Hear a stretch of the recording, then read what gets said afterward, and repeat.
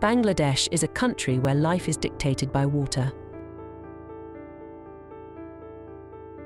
Here, for many of the inhabitants living on the banks of this riverine delta and vast coastal region, fishing is the only mean of livelihood. আমি মাছ ধরি চর্ম নাই কেতন খোলার নদী আইড় মাছ পোমা মাছ ইলিশ মাছ rotor জাল ব্যবহার করি চেগো মাছ কেজাল আইড় মাছ কেজাল পোয়া মাছ কেজাল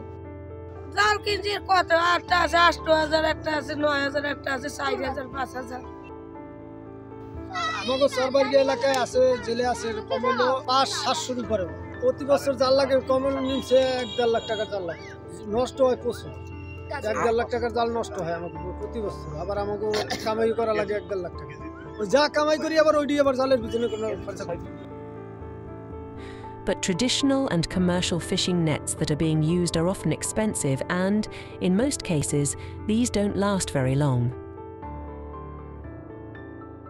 একটা জাল 1 মাস 1.5 মাস এরকম ব্যবহার করে কোনোদিন 15 দিনও ব্যবহার করতে পারি না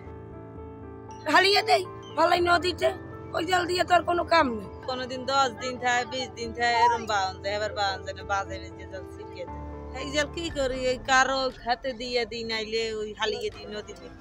Once out of use, a tiny little portion of these used nets are repurposed in agriculture, but in most cases, these are discarded, thrown into the water bodies or burnt,